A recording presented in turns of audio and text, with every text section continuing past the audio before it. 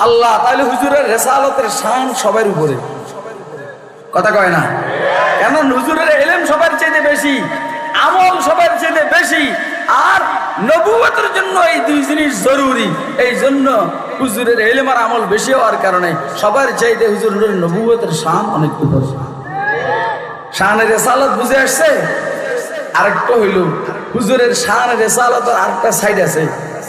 একটা হইল কাকেও উঠানো, আরেকটা হইল কাকেও নামানো। মুসলমানদেরকে উঠানো, কাফেরদেরকে নামানো, এটা হলো হুজুরের শান। কথা কয়েন শানের রেসালত, শান রেসালত কইব কইলে হইব, এটা বুঝল লাগবে না? শান মানে অবস্থা। হুজুরের রেসালতের অবস্থা হইল কাহাকে উঠানো, কাহাকে নামানো। যেমন উম্মতের উলামায়ে কেরাম শানে রেসালতের প্রতিচ্ছবি হওয়ার কারণে, এটার প্রতিচ্ছবি, এটার ফোকাস এদের উপরে পড়ার কারণে এরা কোন রাজনৈতিক দলকে ক্ষমতায় বসায় আর কোন রাজনৈতিক দলকে কানসাবি ধরে ক্ষমতার থেকে নামায়। কথা কয় না কেন? নামাইছে না? 5 আগস্ট নামাইছে না? সামনের নির্বাচনে উঠাইব না? ওরা কথা কয় না কেন? এই জন্য মৌলবীদেরকে ডাইভার্ট করে, বাইপাস করে ক্ষমতায় যাওয়ার স্বপ্ন আপনারা ভুলে যান। বহুদিন আপনারা আমাদের মাথার উপরে লবণ রাখিয়া, কাঁঠাল রাখিয়া, কাঁঠাল ভাঙ্গিয়া খাইছেন। এবার আপনাদের মাথার উপরে লবণ রাখিয়া আমরা খাবো বড়ি আর কাঁঠাল ভাঙ্গিয়া খাবো ইনশাআল্লাহ। আপনারা ওলামায়ে কেরামের সাথে থাকবেন তো? কে থাকবেন? হাতুড়ে দেখান। দাঁড়াইয়া কেন? নারায় তকবীর। কে কইছিস দাঁড়াইয়া? আরে বেটা নারায় তকবীর দাঁড়াইয়া দিচ্ছে।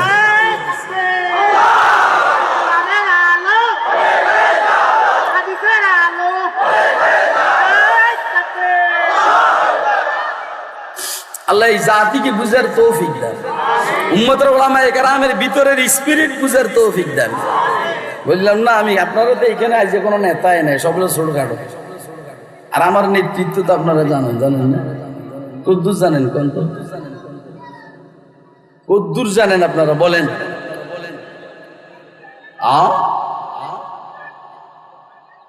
আল্লাহর দয়া। বাংলাদেশ খেলাফত মজলিসের আমি অভিভাবক পরিষদের ভাইস চেয়ারম্যান। অভিভাবক মূল সংগঠন তো হলো মামুনুল হক আমিন। মামুনের উপরে যারা মামুন সহ এগুলো সোজা রাখে, এই গ্রুপের আমি নায়েবেন। আরে কথা কয় না কেন? হেফাজতে ইসলামের নায়েবে আমি। সারা এশিয়া নয়, সারা দুনিয়াতে ইসলামী অরাজনৈতিক সংগঠনের মধ্যে হেফাজতে ইসলাম সবচেয়ে বড় সংগঠন। এটার নায়েবে আমির আল্লাহ আপনাদের মসজিদের নালায়েক খতিবকে আল্লাহ বানাইছে। তাহাফুজে খতমে নবুয়তের নায়েবে আমির মিয়া, হ্যাঁ, মির্জা ফখরুল ইসলামের নেতৃত্বে আমাকে সামনে কিছু মিয়া, হ্যাঁ, আজমতে সাহেব তার আজমতে সাহাবা সংগঠন, যেটা সারা দুনিয়ার একক সংগঠন। আমি আজমতে সাহাবা, এটা আমি দেখবেন কয়দিন পরে না কি ঘটে। যখন 2 কোটি টাকার গাড়ি দিয়ে নির্বাচনী প্রচারে নামবো, তখন দেখবেন আসে। এই জন্য আগামী সংসদটা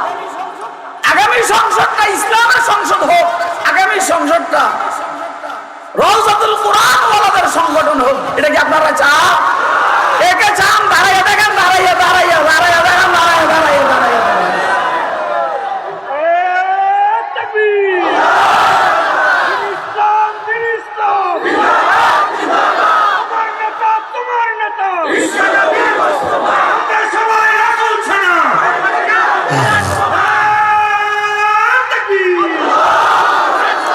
হাত নামান শুনেন, বসেন। হুজুর সাল্লাল্লাহু আলাইহি সাল্লামের একটা শান হইল, একটা তো ইলমি শান, আমলি শান বললাম। শানে রেসালত দিয়ে আমার মাগরিবের ওয়াজ দাওয়াত বদমাশ কোথায় গেল।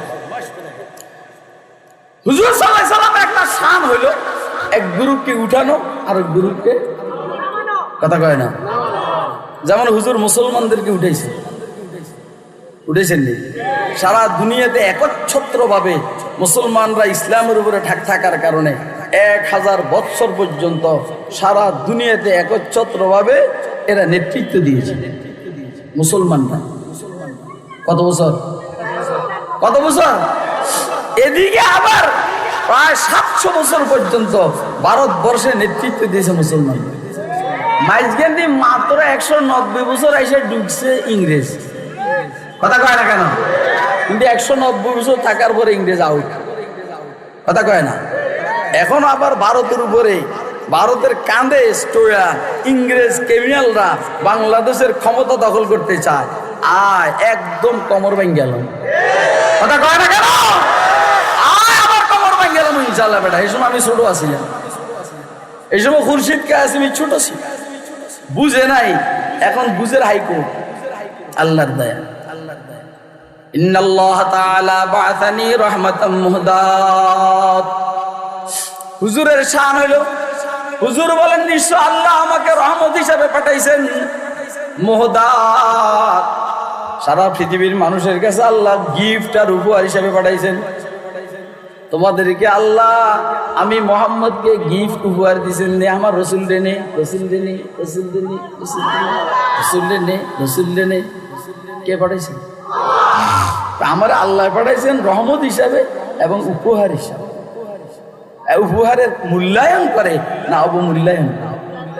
ওই বেটা ইদি কোন টাকা আছে? তুই জুতা লেগে আছে, জুতা দেওয়ার টাকা আমার কাছে আছে। মাইরাল মধ্যে হুজুরকে আল্লাহ রহমত হিসাবে পাঠাইছেন। কি হিসাবে? হুজুর আসলেও রহমত।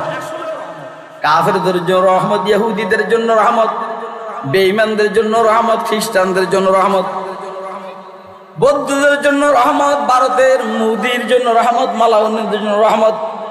ইন্নাল্লাহ তাআলা বাআসানি রাহমাহ ওয়া মা আরসালনাকা ইল্লা রাহমাহ। আমি যাই না দি, আমি এদিক ঢুকলে সমস্যা আছে।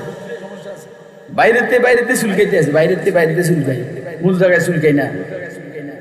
ইন্নাল্লাহ তাআলা বাআসানি রাহমাহ, আল্লাহ আমাকে রহমত হিসেবে প্রেরণ করেছেন, মুহদাত গিফট আর উপহার হিসেবে।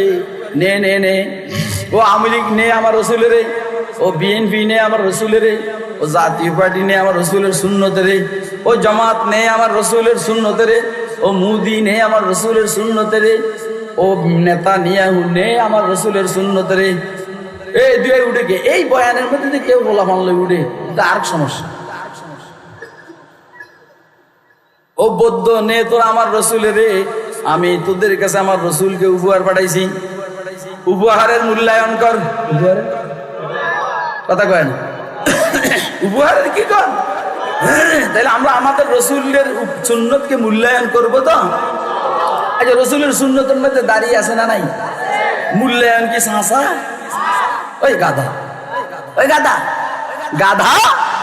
রসুলের সুন্নতের মূল্যায়ন অর্থ দাড়ি, তো এই দাড়ির মূল্যায়ন কি চাইছে তো?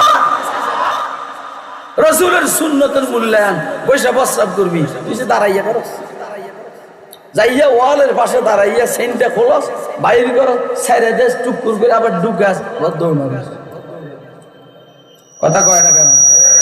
কি রে, রসুলের সুন্নতের মূল্যায়ন হলে তুই ডাইনা দেখাবি, তুই বামা দেখাস।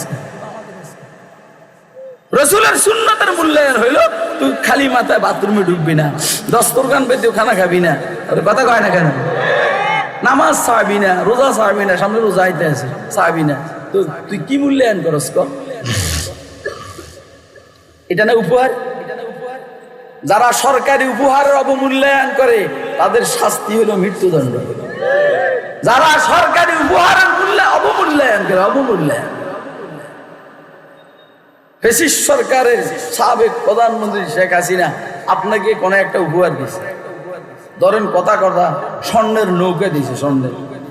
সে কোনোভাবে শুনছে আপনার স্বর্ণের নৌকাটা বিক্রি করে সংসার চালাইতে আছে, আপনার শালটিং দিব, শালটিং যদি সুযোগ পায়।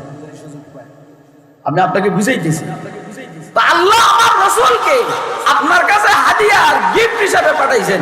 আপনি রসুলের সুন্নতের অনুসরণ না করে আপনি অনুসরণ করেন কার্ল মার্কস, লেনিন, মাও সেতুং, স্টালিনের আদর্শকে অনুসরণ করেন, তাহলে বলেন আল্লাহ আপনাকে শালটিং দিব না? আপনি কি আমার কথা বুঝতেছেন? আল্লাহ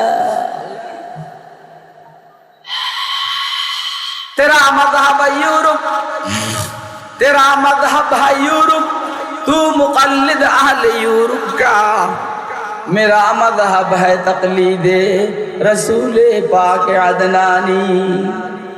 তুমি ইউরোপের অনুসরণ করো, তুমি ইউরোপ নিয়ে থাকো, তুমি আমেরিকা নিয়ে থাকো, তুমি ভারত নিয়ে থাকো, তুমি আচ্ছা কাশ্মীর পাকিস্তান নিয়ে থাকো, তুমি ইসরায়েল নিয়ে থাকো, তুমি জাপান আর জার্মান নিয়ে থাকো, আমি থাকবো মোহাম্মদ রসুলকে নিয়ে।